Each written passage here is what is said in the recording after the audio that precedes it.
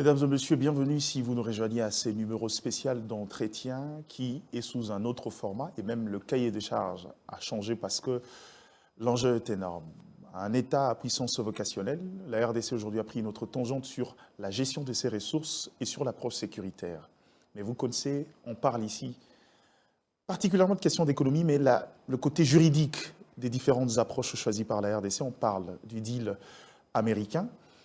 Pour en parler, on reçoit aujourd'hui un expert en droit minier, un cadre politique, et je rappelle qu'il a été aussi désigné comme étant rapporteur de la commission chargée de revoir le statut du parti présidentiel. Il aime bien qu'on n'écueille pas ses fonctions politiques, mais ici, il est reçu en qualité d'expert en droit minier, avec qui on va faire le tour en termes de bilan de cette année, parce qu'il a été, pour ceux qui suivent Zoom Eco et les autres médias partenaires qui sont avec moi aujourd'hui, vous avez l'habitude de le suivre pour analyser, décrypter, voire même faire des propositions pour l'amélioration du secteur minier. Mais aujourd'hui, on fait un tour. Quelle est l'orientation choisie par la RDC? Est-ce une orientation essentielle car nos ressources font partie des éléments matériels de cette puissance? Avec moi, Rachel Kitty Tandonga, il faut mettre chacun à sa place. La DG Rachel Kitty Tandonga d'Actu 30, qui fait l'honneur d'être là aujourd'hui avec nous. Madame. Merci, bonsoir. Bonne année. Bonne année à vous aussi et à tous les téléspectateurs de Zoom Eco et des médias partenaires. Mais également d'Actu 30, il faut le dire. Oui, avec moi, médias partenaires, exactement. On ne va pas faire dans zoomer les autres. Également à ma droite, Moses Masunga. Quand je vous dis, quand je parle de vous, la relève, c'est assuré, quelqu'un de très brillant, journaliste de la RTGA. Heureux d'être là avec vous, meilleurs vœux. Et à côté, un autre brillant, cette fois de la maison mère de la RTNC, Edith Chiala, qui nous fait également l'honneur d'être là aujourd'hui pour partager de l'intelligence. On l'appelle patriarche de l'autre côté. On ne sait pas pourquoi, ça, ce sont des détails à côté. Edith Chiala, merci d'être là et bienvenue, surtout meilleurs vœux à vous. Merci Mike et merci à nos nombreux téléspectateurs des Zoom Eco qui passent aussi sur la télévision nationale. Nationale, bien évidemment, médias partenaires par excellence. Oui, il est tout à fait normal que nous soyons là pour participer à ce qu'on appelle le jeu, mais qui participe justement à éclairer la lanterne de l'opinion et de ceux qui ont la décision à prendre. Okay. Alors, à tout seigneur, tout honneur, on va présenter l'invité. Maître Donald Kabasele, j'ai déjà présenté le gros de ce que vous êtes, expert en droit minier aujourd'hui, cadre de l'UDPS, aujourd'hui rapporteur de la commission chargée de la révision du statut avant le Grand Congrès. On va mettre de côté le casquette politique, aujourd'hui en tant qu'expert de droit minier. Merci d'être là, merci d'accepter cet exercice. Je dirais un peu de rédévabilité pour vous, mais également d'éclaircissement pour l'opinion, comme Edith Chiala le disait, parce que le Congolais n'a pas encore intégré les perspectives de ce New Deal qui est vu par le pouvoir comme étant un changement de paradigme. Bienvenue et meilleurs vœux à vous. Merci surtout pour cet honneur. Meilleurs vœux aussi à vous et à 2 millions de téléspectateurs qui vont devoir nous suivre. C'est vrai que dans votre présentation, vous avez certainement oublié de rappeler que je suis président d'un grand club de football, Saint-Luc. Ah, Saint-Luc. Que j'ai pris dans la Ligue 2. Ça faisait 15 ans. Et aujourd'hui, la Lina Foot. Et depuis que j'ai récupéré en 2024, après Madame Denise Dichouchoua, c'est moi qui l'ai remplacée. Okay. Et puis, je fais remonter ce club en Ligue 1. Donc, nous jouons très, très talentueusement. Donc, il y a aussi ma fondation, Donald Kabasele, qui lutte pour vraiment la présence, on va dire, des enfants dans le mine, qui lutte également pour l'humanité, l'humanisme et tout, qui est dans 2 œuvres caritatives et tout ça. Donc, il y a aussi cette partie-là qui fait vraiment partie de ma présentation. Mais comme vous l'avez dit, on va rester focus sur la technique dans les mines. Et je pense qu'on pourra un peu se pavaner ici et là. Mais merci beaucoup. Voilà, on va ouvrir le bal, mais je veux poser le jalon. Comme je le dis aujourd'hui, les ressources de la RDC font partie de ces éléments matériels, de sa puissance vocationnelle depuis toujours. Depuis 2 années, on s'est dit que cette richesse ne profiterait pas aux Congolais. Source d'insécurité, le pouvoir de Kinshasa aujourd'hui a eu l'intelligence de changer de paradigme, de réfléchir comment utiliser ces mines pour répondre à la question sécuritaire, mais également répondre aux besoins de développement, surtout. Parce qu'il faut préciser, ce n'est pas un accord de protectorat, mais c'est un accord d'investissement. En tant qu'acteur, surtout expert en droit minier, est-ce que juridiquement, la RDC a un terrain fertile pour pouvoir accueillir l'investissement américain et pour pouvoir en profiter suffisamment pour finalement arriver à cet élan de développement voulu à la base par cette orientation? D'entrée de jeu, le terrain est très propice, surtout que la République démocratique du Congo avait pris le temps de refaire ses lois sur le mine. Je parle de la dernière réforme qui date de 2018, où nous avons eu un code minier beaucoup plus alléchant, avec ses mesures d'application, notamment le règlement minier et les annexes à ces règlements. Donc le cadre juridique, il est très propice à recevoir tous les investissements du monde. Pourquoi? Parce que selon le dernier rapport, je parle du rapport de 2023 de la Banque mondiale, nos réserves non exploitées dans les mines représenteraient 24 trillions de dollars. Un trillion vaut 1000 milliards, donc ça veut dire qu'on est à 24 000 milliards de dollars de réserves non encore exploitées. Mais je sais que c'était une estimation qui était un peu prise au rabais, parce qu'il y a beaucoup d'autres experts qui parlent de 50 trillions. Vous voyez? Donc on a suffisamment de quoi dealer avec n'importe qui. Et moi je pense que l'option avait été bien levée. Ce sont des politiques publiques savamment pensées, parce qu'on perdait ces mines parce qu'on nous les pillait. On n'en a jamais bénéficié parce qu'il y a toujours des voisins à côté qui s'organisent pour nous faire la guerre, le prendre de force, aller et les exporter. Ces voisins, ils se sont organisés, ils ont battu leurs nations, ils ont battu leurs institutions sur le pillage et sur le vol. Au point que nous, on n'en profitait pas. Vous voyez? Au même moment qu'on n'en profitait pas, au même moment, nous avons des compatriotes qui meurent. On parle aujourd'hui de 10 millions de morts. Ces 10 millions ont été effectivement pris comme des chairs à canon. On s'est dit, ben, écoute, il faut voler. Qu'est-ce qu'on fait? On le tue, on le viole. Alors, nous prenons une position où on dit, écoute, au lieu de perdre ces mines par cette voie, non seulement qu'on n'en profite pas, nous sommes dans une insécurité, nos citoyens meurent, autant dealer avec la plus grande puissance du monde, la première puissance économique, la première puissance aussi militaire du monde. Comme ça, nous aurons la sécurité. Comme ça, nos compatriotes ne mourront plus. Nous avons le bénéfice de cet investissement, on va en profiter cette fois-là. Au lieu qu'on nous le vole, au lieu qu'on nous le pille, maintenant qu'on a la sécurité, on peut profiter de ces mines. Vous voyez? C'est comme ça que j'ai salué sur toute la ligne le deal. Nous avons fait un truc du même genre, mais cette fois-là, c'était avec des Chinois. Je pense que c'était en 2008. Un consortium de sociétés chinoises avait Cette fois-là, ce n'était pas sécurité, mais infrastructure contre... Cette fois-là, c'était mine contre infrastructure. C'est vrai que c'est aussi l'occasion de féliciter le président de la République, parce que dès qu'il arrive au pouvoir, il va vouloir qu'on modifie ces contrats chinois, qui nageaient autour de 2 milliards de dollars. Il a ramené ça à 7 milliards. C'était vraiment quelque chose de très parfait. Beaucoup plus, donc, c'est encore insignifiant au regard de si, bien sûr, on en a parlé suffisamment. L'avenant 5 du contrat minier, du contrat chinois, on a scruté un peu les angles. Donc, pour dire que le deal, on peut le faire non seulement avec les États-Unis, mais s'il y a d'autres partenaires qui veulent des deals, la RDC est un vaste champ qui offre beaucoup d'opportunités parce que, je vous l'ai dit aussi, toutes nos réserves ne sont pas connues.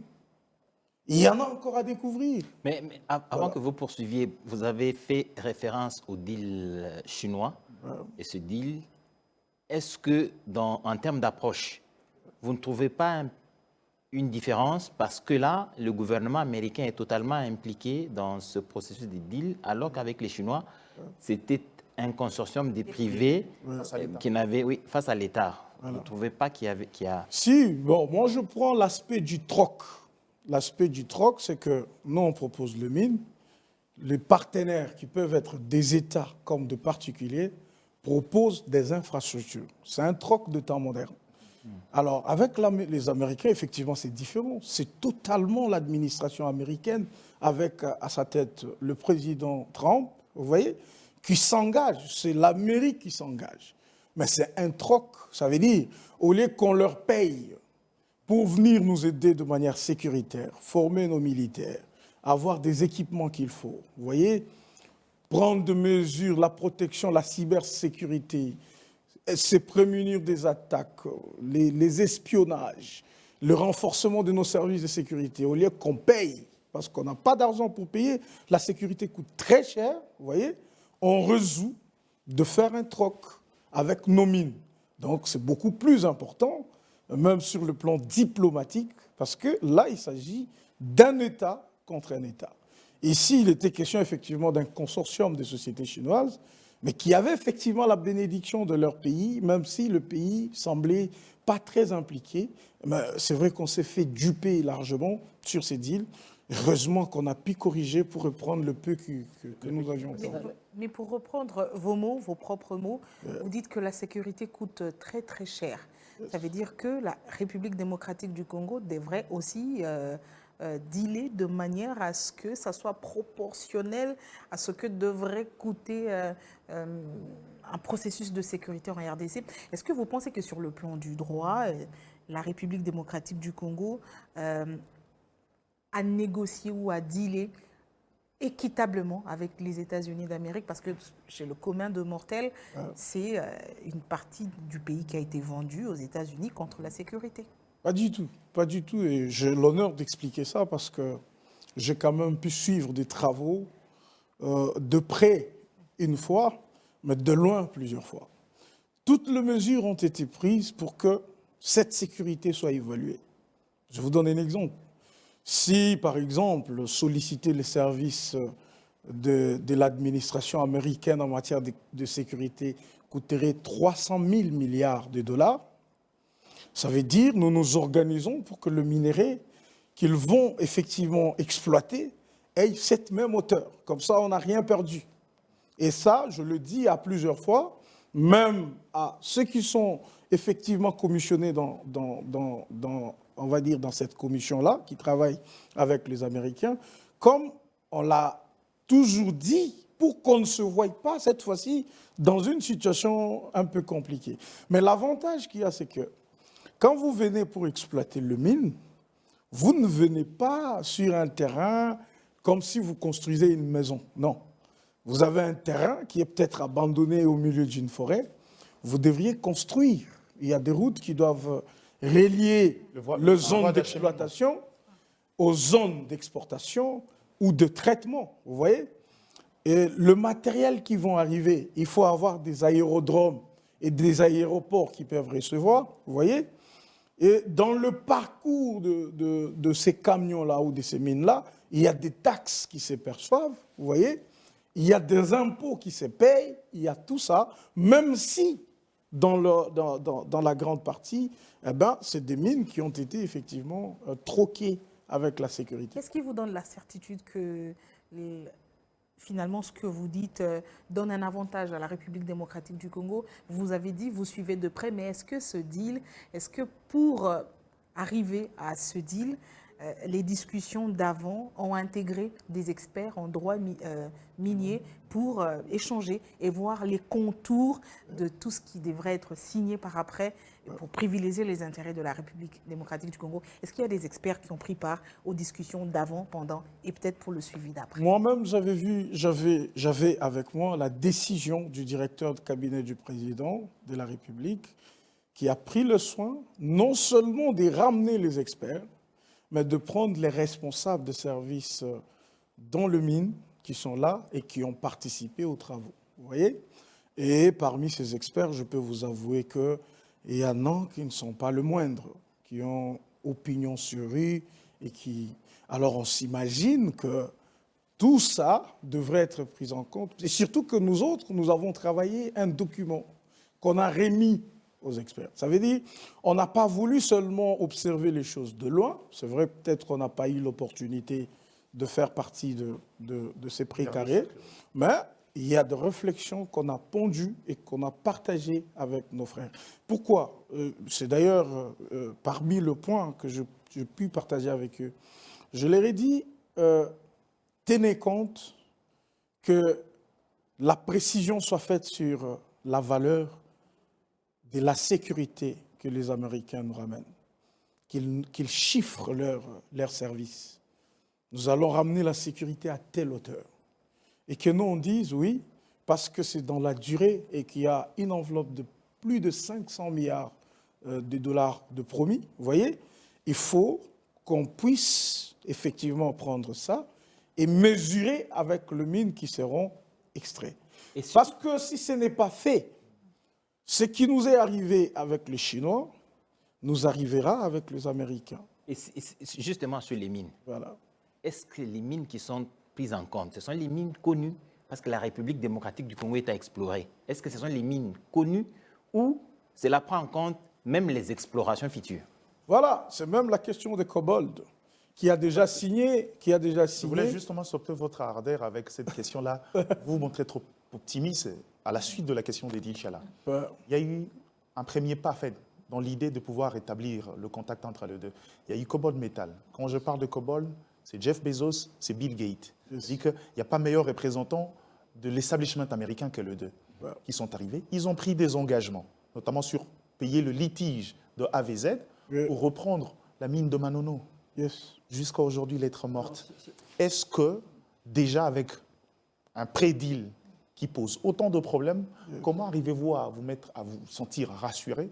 Et à l'opinion, quels sont les éléments de garantie de la finalité heureuse de ce deal? C'est ce que j'essaie de vous dire. Si nous faisons des émissions comme ça, c'est effectivement pour continuer à faire passer le message, de sorte que le message soit suffisamment capté. Voyez-vous?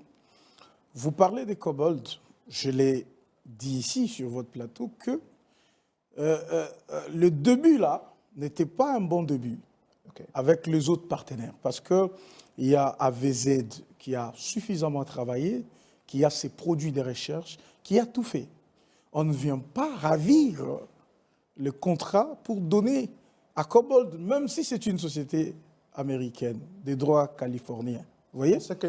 Alors, il ne faut pas le faire. Il faut que les engagements pris par Kobold pour s'entendre avec AVZ, que ces engagements-là s'accomplissent. Comme ça nous évite le fait d'être pointé comme un pays qui peut se réveiller un matin, il prend chez l'autre, il donne chez vous ne respectez pas les conditions. Voilà, même ceux qui bénéficient d'une manne pareille, je ne pense pas qu'ils seront à l'aise quand ils voient qu'on a ravi à quelqu'un d'autre. Et on m'a donné, bien sûr, on me privilégie parce que moi, je suis américain, mais il faudra effectivement que nous puissions arranger notre chambre. Ça, j'insiste. Même avant que le grand investissement américain arrive, nous devrions nettoyer beaucoup de choses. Nous devrions vraiment nettoyer et arranger notre cours, justement, à recevoir ce genre d'investissement. Parce que c'est des gros investissements. Maître Donald Kabasele, vous êtes expert minier, expert en droit minier et des carrières. Quelle différence faites-vous entre le deal congolo-américain, si on peut l'appeler comme ça, de la présence de plusieurs Américains qui interviennent également dans le secteur minier, notamment dans plusieurs mines, notamment à Walikale? Bien sûr. Voilà. Ça veut dire, ça, ce sont des investissements qu'on avait déjà reçus, qui sont venus, ils se sont inscrits comme tous les autres acteurs dans le mine. Ils ont eu leur permis, ça peut être un permis de recherche, un permis d'exploitation, une zone, je ne sais pas quoi, vous voyez, ou un permis de la petite mine. Ils ont eu ça, ils travaillent. Ici, c'est l'État congolais qui veut s'engager avec l'État américain. L'État américain réunit tous ces grands investisseurs. Ces grands investisseurs ont toujours douté de venir investir en RDC parce que le risque pays est très élevé. Les risques pays, on regarde notamment la sécurité, c'est comme ça que beaucoup de multinationales, vous voyez, connues dans le monde, préfèrent utiliser des filiales qui viennent traficoter des choses avec nous, et eux, ils gardent leur crédibilité et leur investissement.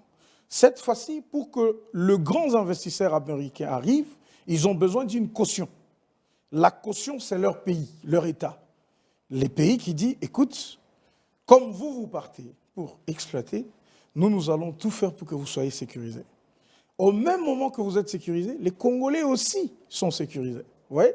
Donc, cette fois-ci, quand ils viennent, il y a effectivement des allègements, il y a des exonérations qui peuvent être prises, il y a des facilités, parce que là, nous négocions la sécurité et négocient les mines. Vous voyez? Alors, en parlant des exonérations, justement, j'allais aussi vous poser cette question, puisque vous avez évoqué les droits miniers ici, le code minier, pardon. Ouais. Est-ce que ce code minier est-ce qu'il est incitatif?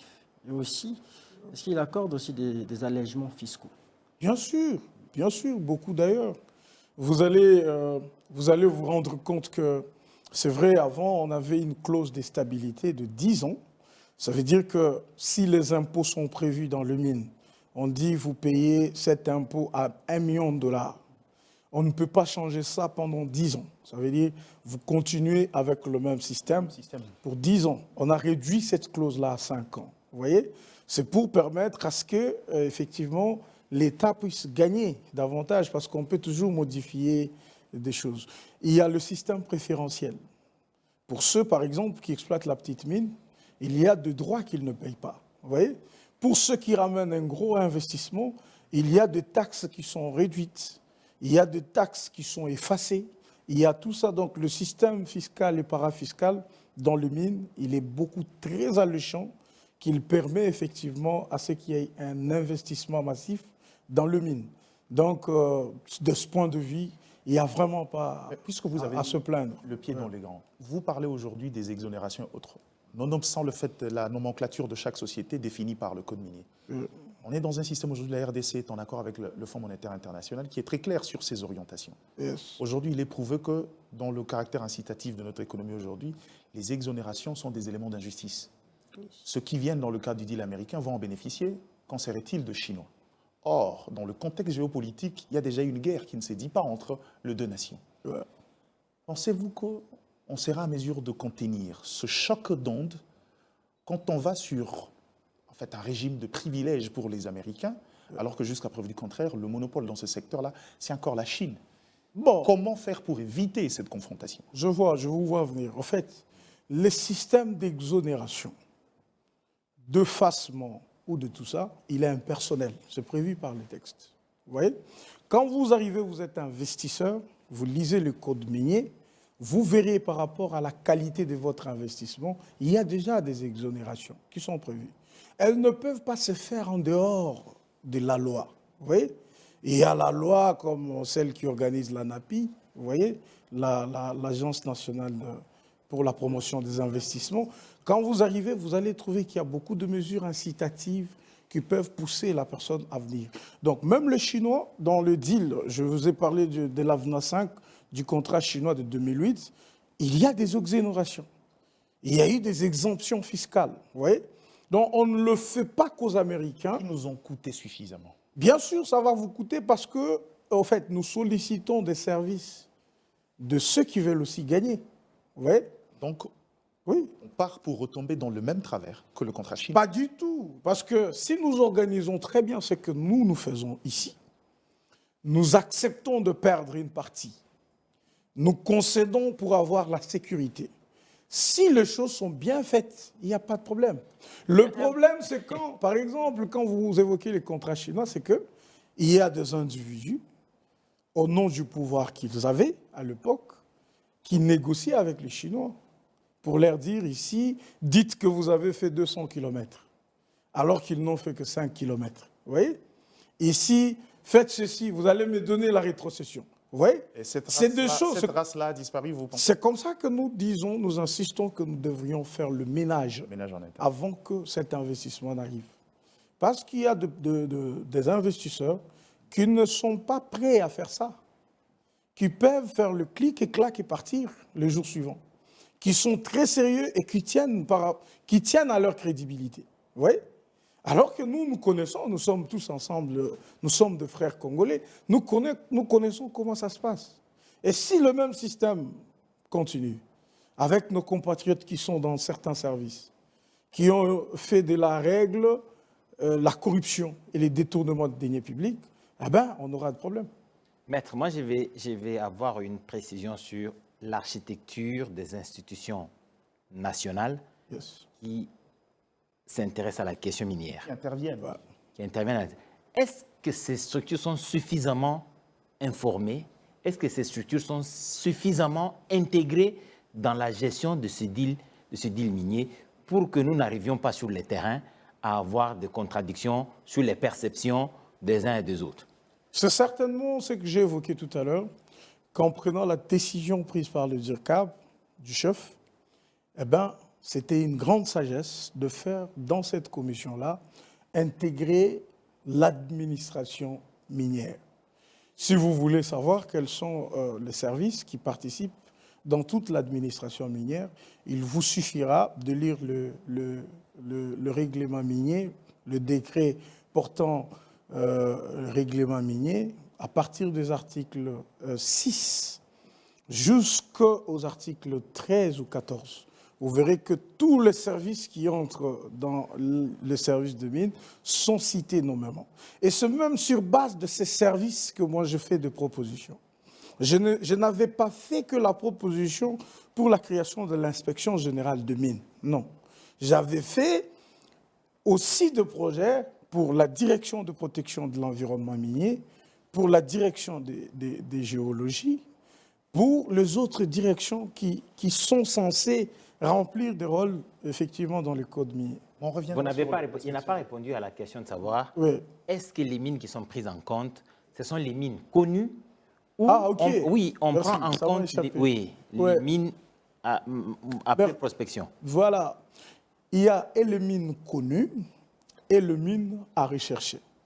C'est même pour ça que Cobalt, qui est une société californienne, a d'ailleurs voulu numériser la cartographie minière et faire la prospection sur toute l'étendue du territoire national.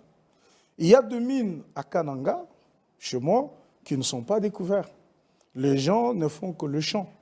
Il y a des mines à Lodja, il y en a à l'Équateur, il y en a à Kisangani, il y en a au Bas-Congo d'ailleurs beaucoup, il y en a au Bandundu, mais nous sommes dans ce que j'appelle, on va dire, une exploitation de survie. Ça veut dire, on sait qu'il y a des mines au Katanga et à Kolwezi, on se concentre là, on fait nos histoires là, et puis on pense que c'est tout ce qu'on a. Non, c'est comme ça qu'il fallait, c'est même l'avantage du deal américain, c'est qu'il y a beaucoup de sociétés qui ont accepté de faire des recherches partout, de découvrir des gisements, de le mettre en valeur, de les quantifier et de les valoriser. Vous voyez ? Ça va créer une valeur ajoutée. Vous voyez ? Alors, parmi les mines connues, j'ai aussi compris les mines connues comme... parce qu'il y a plusieurs sortes de minerais dans le monde. Vous voyez ? Mais ici, beaucoup plus, ce sont les minerais stratégiques. Donc, on parle du cobalt, on parle du cuivre, on parle du coltan, on parle c'est les colombo-tantalite, les 3T, on parle du magnésium, on parle du lithium. Vous voyez ? Donc, c'est deux minéraux stratégiques qui permettent actuellement la transition écologique et énergétique aussi, vous voyez, qui permettent également la fabrication de beaucoup d'autres choses qui sont en vogue actuellement, les armes de guerre et tout ce qui va avec. Répondez maintenant à ma question. Est-ce que vous avez pris le soin d'éviter la concurrence de réel? Parce que vous donnez à un partenaire la possibilité non seulement d'explorer, d'évaluer, de quantifier, et vous lui donnez encore le droit de pouvoir compétir avec les autres. Il risque de sous-évaluer pour avoir le monopole et racheter. Beaucoup l'ont fait, notamment, je ne reviens pas sur le dossier AVZ. Mais regarde ce qui se passe dans le monde. Ceux qui achètent le minerai au Rwanda, les sociétés qui achètent au Rwanda, ils savent à quel coût ils achètent ce minerai. Vous voyez ? Mais quand on arrive au niveau mondial, vous voyez, il y a une tangente qui définit effectivement le coût de matières premières. Les cuivres, actuellement, ils nagent entre 9 et 10 000 $ la tonne, vous voyez.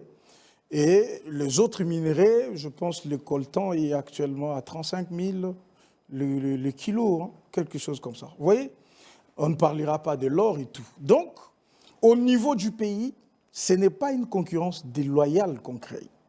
Parce que si c'est mine contre infrastructure, on connaît quels kilomètres de routes vous construisez, ça va nous coûter combien, et on connaît combien vous prenez en termes de mine. Transposé sur le mine, c'est vous-même qui définissez la valeur Bien de sûr. la mine. Et Voilà. quel est le risque? Il n'y a pas de risque de minorer la valeur de mine pour pouvoir être... Non, dans la fourchette. non, il n'y a pas de risque. Pourquoi d'abord? Pourquoi? Parce que maintenant, d'ailleurs, les mines doivent créer une valeur ajoutée. Pourquoi le président de la République ne veut pas qu'on fasse une exploitation brute, Oui, mais où on prend, on quels jette? moyens avons-nous, Maître Donald, pour Ouais. pouvoir apporter de la contre-expertise Ouais. de l'évaluation qui sera faite par les Américains? S'ils nous disent ce gisement vaut, par exemple, 1 milliard, Voilà. quelle contre-expertise avons-nous pour pouvoir dire, écoutez, non, ce n'est pas 1 milliard, c'est 2 milliards? Déjà que vous avez soulevé beaucoup d'exemples ici. Voilà, Faites et les fausses déclarations depuis. voilà, c'est ça notre problème. D'ailleurs, parce que c'est une émission bilan de l'année, Oui. vous vous rappellerez que j'avais plaidé pour la suppression des droits de recherche aux sociétés privées. Ok. On ne peut pas dire à une société qui arrive, fais-moi les recherches, dis-moi qu'est-ce qu'il y a ici, et puis moi je te donne, tu vas exploiter. Non. Nous-mêmes, nous devrions faire des recherches, nous devrions savoir c'est combien, et comme ça, quand les investisseurs arrivent, on leur dit, voilà, cette mine, elle coûte 200 millions, celle-ci, elle coûte 500 millions, parce que nous-mêmes, nous l'avons fait. Et c'est comme ça, je vous ai même donné l'exemple, quand vous allez en Chine, vous ne pouvez pas jamais avoir accès à leur carte ou carrément à leur mine. Tu ne peux pas. La cartographie La militaire. recherche, là, elle est classée secret défense. C'est l'armée qui sécurise ça. Donc, quand vous arrivez, si vous êtes une société, on vous impose, vous transformez ici. Là, c'est 500 millions. Ça, c'est 1 milliard. Parce que c'est nous qui Déjà, donnons. avoir accès à la carte, Voilà. un service rémunéré. Maintenant, nous avons une cartographie qui date de 1885, révisée, certains en 1950, d'autres 1959, 1964. Aujourd'hui, c'est le même données qui servent à ce que certaines prennent ces données, ils mettent sur le digital, ils commencent à vous dire on a digitalisé. Mais les nouvelles recherches, vous êtes chez vous dans votre village. Avez-vous appris qu'on a découvert un bassin de quelque chose? Ce sont là les recherches qu'on devrait faire.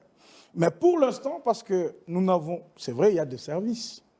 Il y a un service de géologie, il y a le cadastre minier, il y a tous ces services qui sont là. Mais est-ce que ces services sont équipés pour remplir fidèlement leur rôle? Est-ce qu'ils ont l'équipement qu'il faut? Non, ils n'en ont pas. C'est comme ça qu'on se sert maintenant de ceux qui viennent pour investir. On leur dit, écoute, trouvez des sociétés, faites des recherches, dites-nous. Et après, on pleure. Et puis, nous pleurons, nous disons, mais ces gens, ils nous volent. Oui, mais Il faut ceci. Justement, maître, Ouais. il y a au service national de géologie, Ouais. un contrat avec Calibar, je ne sais pas, Calibar ou Calibur, quelque chose, une société espagnole pour l'exploration du territoire de la République démocratique du Congo. Avec le deal américain, est-ce qu'il n'y a pas de télescopage? Est-ce que ces entreprises qui sont déjà en pourparlers très avancés avec... Pour le même travail. Oui, pour le même travail, Ouais. et les Américains qui viennent, est-ce qu'il ne va pas y avoir de télescopage? Tout ça est prévu Bon, par le... en fait, je vais expliquer davantage. Les investisseurs, quels que soient les deals signés avec l'État, quand ils arrivent, ils sont pris en charge par le service qui existe. Donc, quand ils viennent, ils auront besoin d'un permis de recherche pour mener des recherches. Ils iront au CAMI. Les CAMI vont leur donner le permis de recherche. Ouais. Quand ils auront besoin de géologues pour voir la nature de mines qu'il y a et tout, ils iront au service des géologies. Ils seront pris en charge par le service des géologies. Ouais. Mais les accords, c'est juste pour établir des principes généraux qui ne leur fait pas échapper au système tel qu'il est en place au pays. Le système va continuer de le prendre toujours en charge. Là où ils doivent payer des droits, s'ils ont des exonérations, ok. S'ils n'en ont pas, ils vont payer les droits comme tous les autres. Donc, vous voyez? Donc, mais au moins ici, c'est une attente à haut niveau pour rassurer tout le monde. Oui. Donc je vais tenter de faire un résumé. Ah, Oui. allez-y. Justement, de ce deal américain, Yes. une certaine opinion, maître, Yes. une certaine opinion estime que le gouvernement congolais, disons le président de la République, aurait cédé une partie des mines qui fait partie du contrat sinon congolais aux Américains pour exploitation parce qu'il faudrait tranquer les mines contre la sécurité. Le cas AVZ et Cobalt. Vous avez effectivement raison. C'est ce que... Est-ce que c'est vrai? Bon, Comment? je ne peux pas l'affirmer. Je ne peux pas C'est l'affirmer. l'opinion qui le dit, mais vous êtes expert en droit minier. Qu'est-ce que vous en savez Voilà, moi de cette question? je suis très sûr que de pareils conflits existeront. Parce qu'au fait, le travail actuel de service, c'est de faire quoi? C'est de justement voir le droit déchu de certaines personnes. C'est beaucoup, il y en a trop. Au moins, chaque investisseur minier a des contentieux avec l'administration minière. Ça peut être les cadastres miniers, on n'a pas payé des droits superficiaires, on n'a pas payé des droits des ceci, des cela, on n'est pas en règle, on n'a pas renouvelé son titre. La loi parle de la déchéance.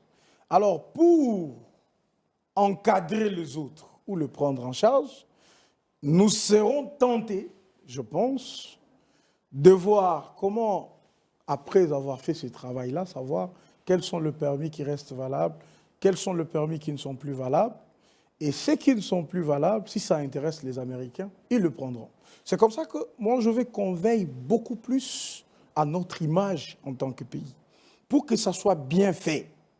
Parce que si ce n'est pas bien fait, ça sera déloyal. Ça sera déloyal. On ne sera pas pris au sérieux par le monde.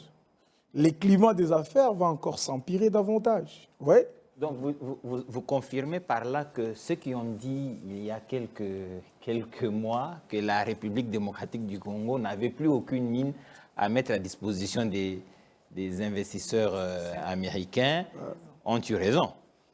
Ben ça, c'est trop fort, ça, c'est trop osé. La République a beaucoup de mines. Beaucoup trop. Qui sont où?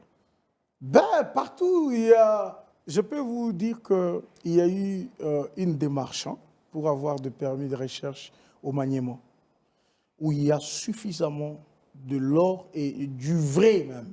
Ouais.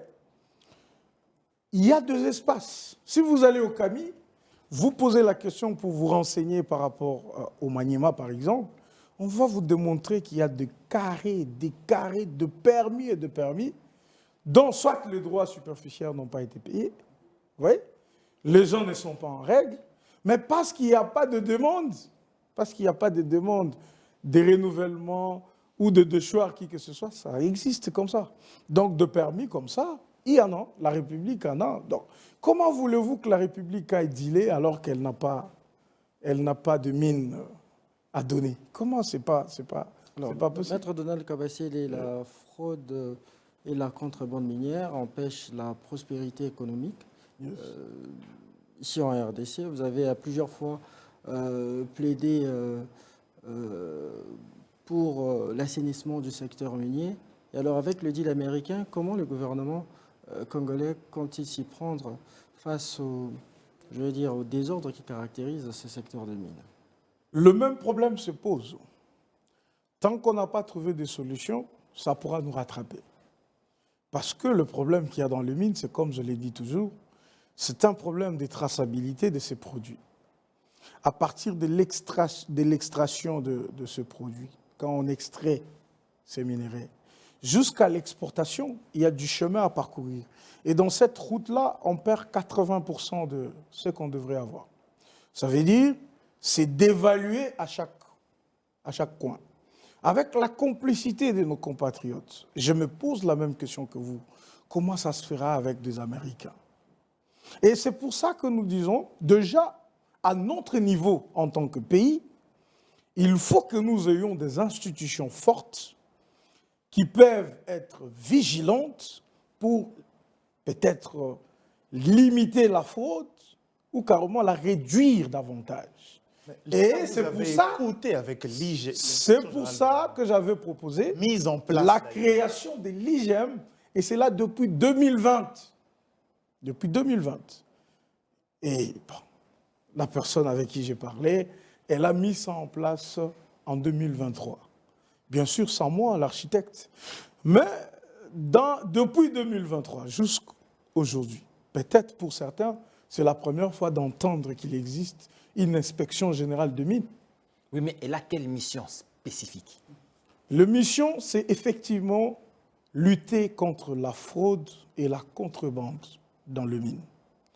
Notamment en allant au niveau de l'extraction, en mettant justement le contrôle à ces niveaux-là, en assurant la traçabilité de tous les produits miniers marchands, pas seulement à l'exportation, mais même à la vente, même à la bourse. Il faut qu'on ait Dieu, qu'on regarde ce qui se passe là-bas. Vous voyez?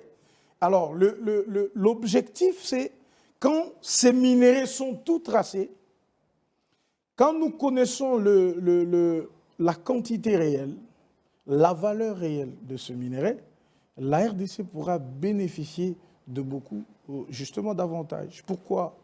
Imaginez un minier qui exploite et qui exporte 100 000 tonnes de cuivre, mais qui déclare qu'il a produit 10 000 tonnes.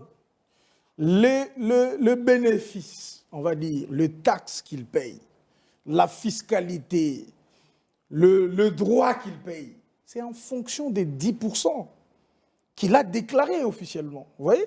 Et les 90% sont occultés.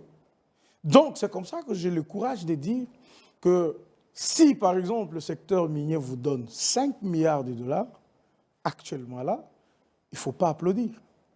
Parce qu'il y a 90% de perdus. Mais les personnes qui aiment être un peu dans des proportions bien variables, ils disent les 50% nous échappent. Maître Donald Kabasele. Donc c'est comme ça que je vous ai même dit que les mines seules peuvent ramener à l'État congolais 15 milliards de dollars sans beaucoup de combats. Alors, comment Kinshasa et Washington prévoient de matérialiser ces deals aussi longtemps que la partie orientale du pays est occupée par le rebelle? Ils sont conscients de la situation telle qu'elle est.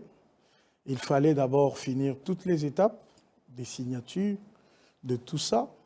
Maintenant, viendra le moment effectivement d'agir. Mais moi, j'ai aimé parce que lors de la prise d'Ouvira, on a quand même vu que c'était un ton qui n'était pas presque le même qu'on a toujours vécu avec les États-Unis. Vous voyez? Ils ont tonné, même si les rebelles ont fait semblant de quitter Ouvira pour faire leur manigance. Mais moi, je pense, et je suis très optimiste, qu'avec les Américains, si nous mettons de l'ordre chez nous, nous pouvons les accueillir et il y aura une prospérité par rapport aux mines de notre Nanga fait fi Nanga, c'est comme je l'ai toujours dit, c'est un placebo, un pantin. Il n'a pas de décision. En réalité, c'est le Rwanda qui décide. Voilà pourquoi le président le dit toujours. Peut-être qu'on ne le voit pas venir, on ne l'entend pas parler. Quand il dit qu'il s'agit de Kagame, il ne joue pas.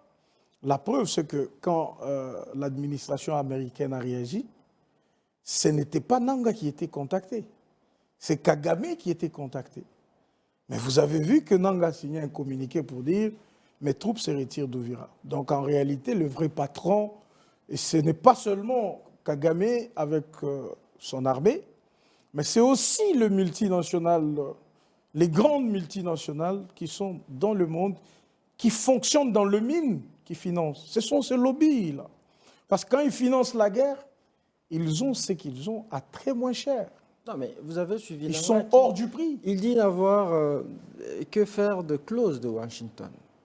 Visiblement, il s'en fout de tout ce qui est, vous avez dit, je vais dire, tous les accords signés à Washington. Les dire, c'est facile.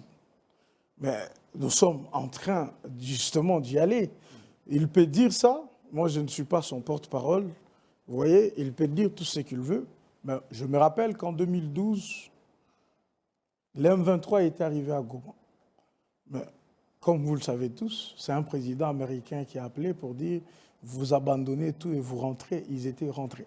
Maître Donald, vous avez un optimisme débordant sur la réussite de ce deal. S'il vous était demandé d'en relever quelques faiblesses, qu'est-ce que vous diriez? Qu'est-ce qui devrait être fait pour que nous arrivions à ne pas tomber dans les erreurs du passé? Voilà, vous estimez que je suis optimiste. Et on ne peut qu'être optimiste quand les choses semblent bien se faire. Vous voyez? On ne peut qu'être optimiste parce que nous voulons voir notre pays décoller, au moins dans ce secteur, décoller, prendre de l'envol.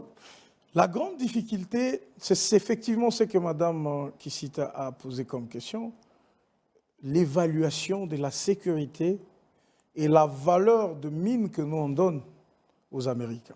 La proportionnalité. Il faut vraiment qu'on y veille.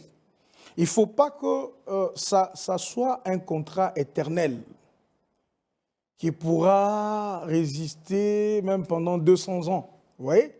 Non, mais il prévoit en lui-même des modalités de révision. C'est ça que je dis. C'est ça que je dis. Mais par rapport à cette mesure-là, parce que c'est le problème qu'on a connu avec les Chinois.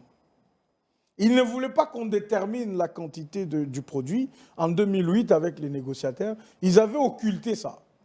Vous voyez? Ils avaient tellement occulté qu'ils ont dit, en exploitant au fur et à mesure, les évaluations se feront pour savoir si on continue ou on arrête. Vous voyez? Alors, si une bonne évaluation n'est pas faite, si on ne connaît pas combien ils vont prendre, ça sera un problème. Deuxième problème, c'est que si on ne leur dit pas comment ils vont venir exploiter ces mines, ça sera aussi un problème. Nous, selon la vision du président, nous voulons que le mine de la RDC se transforme sur place. Qu'on ait de produits finis et qu'on ait de la valeur ajoutée.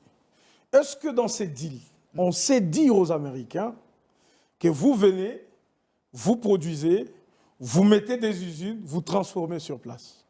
Alors qu'ils ont une Voilà. chaîne d'approvisionnement à respecter Exact. au niveau international. Vous voyez? Quelle est la capacité qu'on a à pouvoir imposer une telle approche? C'est même la question que j'avais posée l'autre fois, je vous ai dit, avant que quelqu'un ne vienne, on va dire, implanter une usine de transformation, l'usine de transformation coûte en termes de milliards. Il ne peut pas amener ça s'il n'est pas sûr de la réserve qu'il y a dans le sol.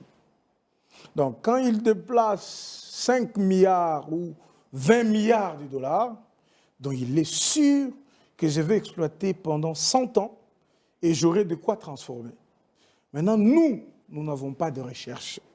Tu vois, nos recherches sont limitées. C'est comme ça qu'on ne sait pas produire une cartographie qui donne de précision par rapport à ce qui doit se faire et ce qui ne doit pas se faire. Regardez que ce soit la Banque mondiale qui évalue la quantité ou carrément la valeur de nos minerais non exploités. Ça devrait être nous, la RDC, on devrait dire, nous, notre réserve nationale est de autant. Mais que ce soit pour les Chinois, à vous entendre parler, si je vous comprends bien, ou pour les Américains, ou pour n'importe quel partenaire qui viendra, ça veut dire que la RDC négocie en position de faiblesse, puisque elle-même n'est pas en mesure de dire voici ce que représente ces mines ou X endroits. Moi, on signe à hauteur de ceci, équivalent à ce que vous allez exploiter. Ça veut dire que tous les partenariats, les deals qui seront signés, conclus entre la RDC et ses partenaires, la RDC y va en position de faiblesse. Bon, Au en regard position de de vos faiblesse. explications. Ah oui, en position de faiblesse, c'est trop fort. Mais je peux vous rassurer d'une chose. Vous voulez atténuer avec, Je avec peux les vous mots, rassurer. mais Faut c'est trouver- ça. faut trouver un Je autre vous mot, rassure alors. Voilà. d'une chose. Vous pouvez le Tous dire les comme vous miniers voulez. qui sont ici chez nous, nous leur avons donné ces mines par rapport à l'évaluation qu'eux-mêmes nous ont communiquée. Ça, c'est la vérité. Ça, c'est ça notre faiblesse. Voyez-vous, ils ont fait des recherches, ils nous présentent le fruit de leurs recherches et nous, on leur donne le permis. Donc, dans notre tête, ils exploitent ce qu'ils nous ont dit qu'il y a dans le sol. C'est ça, en Ils ont fait. menti, nous sommes victimes. S'ils ont vraiment menti, nous sommes victimes. Mais ça, c'est corrigeable. C'est corrigeable parce que nous proposons que le premier chantier dans le mine de la RDC, ça devrait être la recherche et la prospection. Et même la réévaluation de mines déjà en exploitation. Voilà. Et au-delà de ce problème, nous avons un autre problème. C'est des contrats léonins signés, surtout à l'époque de l'Ancien Régime, ça je vous dis, hein, sans couleur politique, c'était du fiasco. Donc moi, j'en ai de preuves. Hein. Vous êtes sur un contrat négocié à 120 millions, mais vous-même, vous avez de preuves matérielles que non, 120 millions, c'est faux. Ça devrait être à 1,2 milliard. Donald Kabasele, que vous inspire l'intervention des États-Unis au Nigeria? On a vu les Américains frapper le bastion des Daesh. Voyez-vous Donald Trump agir autant ici, en RDC? Oui, bien sûr. Bien sûr, je le vois agir aussi autant. S'il l'a fait là-bas, pourquoi il ne peut pas le faire ici? Des intérêts différents. Voyez-vous? Ah oui, les mêmes intérêts, ils les ont maintenant. Avec le deal, donc on est dans cette position de recevoir un soutien militaire américain. Bon, moi, ce sera une préoccupation sur l'artisanat. C'est une question assez délicate avec l'arrivée des entreprises américaines. Est-ce qu'il n'y a pas de crainte que l'artisanat disparaisse ou des tensions, ce n'est pas facile parce que les artisanaux eux-mêmes, ils ne vont pas aussi vous laisser l'occasion de le faire disparaître. Ils vivent de ça. Toutes les populations qui sont aux alentours de mines vivent de leurs mines. Mais comment ils gagnent? Ils viennent à la houe, à la bêche et tout ça. Ils récupèrent ce qu'ils peuvent récupérer, ils vont aller vendre. Le vrai problème, j'avais d'ailleurs aimé l'initiative prise justement par le collège mine du président de la République, qui a voulu mettre en place tout le service qui sécurise le système artisanal, l'encadrement du système artisanal. Ils avaient réuni l'entreprise générale du cobalt, ils ont réuni la GECAMINE, ils ont réuni la RECOMS, ils ont réuni les autres pour que le tout cela crée des zones. Que la GECAMINE montre quels sont ces sites qui échappent à son contrôle, les sites qui ont quand même de matière, qu'on encadre les artisanaux pour qu'ils aillent là-bas. Alors, la liste que la GECAMINE a donnée à cette commission, je l'ai dit à la télévision, je n'ai pas peur de le dire, ce sont de faux sites, il n'y a rien dedans. Mais là où il y a quelque chose, ce sont les mêmes personnes qui s'organisent à avoir leur propre coopérative, qui vont sortir le mine, qui le vendent et qui se font de millions. Voyez-vous? Alors, le site, le vrai, nous les connaissons, nous pouvons les citer. Ce sont des sites GECAMINE connus qui peuvent, si ils sont pris en charge par cette commission-là, eh bien, nos frères et nos sœurs peuvent bien travailler, savoir là où ils acheminent leurs produits et être traités comme des hommes. Qu'est-ce qui freine aujourd'hui ou qu'est-ce que nous manquons dans le pays, en République démocratique du Congo, pour pouvoir évaluer nos mines? Depuis combien de temps ça dure? Et qu'est-ce qu'il faut pour que nous disposions nous-mêmes de ce mécanisme de vérification, d'évaluation de nos mines? Dans mes recherches, je suis arrivé au service de géologie. Je suis allé au CAMI, je suis allé partout pour savoir mais pourquoi nous-mêmes, on n'arrive pas à faire ça. Ils m'ont dit qu'il y a un problème d'équipement. Moi, je proposais la formation de nos compatriotes, les recrutements, vous voyez, ou carrément, j'ai proposé qu'on pouvait louer les services des entreprises qui sont connues dans le monde qui font ça. On le paye, ils nous font toutes ces recherches, sous clause de confidentialité, ils nous remettent. Et nous, à notre tour, nous pourrions voir, quand les gens viennent nous faire des demandes, on a quand même une idée de ce que ça représente. Est-ce que ce n'est pas fait à dessein de pouvoir spécifier les zones d'influx? Parce qu'aujourd'hui, généralement, on tourne vers l'Australie pour la certification de nos ressources. Est-ce que ce n'est pas fait à dessein de pouvoir limiter les zones d'expertise pour pouvoir nous contraindre à rester dans cet état de choses? Mais nous ne sommes pas contraints à ne pas avoir de services, de recherche, de prospection qui nous sont propres. Il n'y a personne qui nous empêche de faire ça. C'est à nous, de la même façon qu'on compte lutter contre la fraude et la contrebande, ça doit être un chantier. Il faut qu'on se dise que dans nos politiques publiques, il faudra que nous ayons une cartographie minière actuelle. Nous devrions rechercher les mines partout où elles sont. Parce que maintenant, regarde, si nous ne recherchons pas, tous les minerais du Katanga et des Kolwezi vont disparaître. Parce que les mines sont de biens qui finissent. Il est établi que ça s'épuise aussi. Ouais. Il est établi. Au Kasaï, il y avait du diamant, il n'y en a plus. Et c'est comme ça qu'il y en a. Alors, imaginez que c'est un rêve qu'on n'ait plus de mines dans le Katanga et Kolwezi. Donc, alors, si on veut voir notre futur, nous avons intérêt à rechercher les mines partout où elles sont. En 1 minute, vraiment, faire un recap. Votre évaluation du secteur minier au courant de l'année 2025 avec tous les enjeux et 2-3 quelques perspectives pour l'année 2026 pour corriger la mobilisation et le réforme dans ces secteurs-là. En 1 minute, puis on va clôturer cette... Pour répondre à votre question, 2 chantiers. Le premier, il faut que nous-mêmes on recherche nos mines, qu'on les évalue, qu'on les quantifie pour que nous soyons compétitifs. Ça, c'est le premier chantier. Le deuxième chantier, c'est le contrôle. Il faut contrôler les mines à partir de l'extraction jusqu'à l'exportation. C'est dans ça qu'il y a la contrebande et la fraude. Bref, la mafia dans les mines. Donc, dès que nous avons déjà une cartographie avec nos mines, nous savons que nos mines sont sur toute l'étendue du territoire national, nous mettons le contrôle. Le contrôle va faire que, quand ça quitte la mine jusqu'à l'exportation, que ça soit suivi. Ça cessera cette histoire de vouloir exporter 100 000 tonnes et de déclarer 10 000 tonnes. Le système déclaratif lui-même, il doit être réformé, surtout pour ce qui concerne le mine.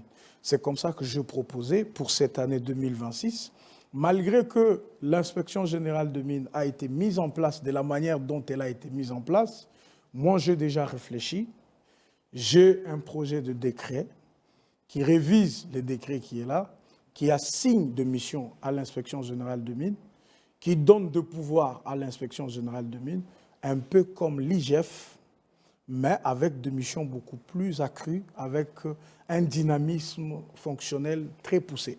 Et si déjà nous réglons ce problème, formons nos compatriotes qui sont dans tous ces services, et puis inculquons la discipline, les respects, donc la dignité, ça sera fini. Mais quand les gens sont là, lui-même il est assis dans son bureau, rien ne passe s'il n'a pas empoché 1 000 $.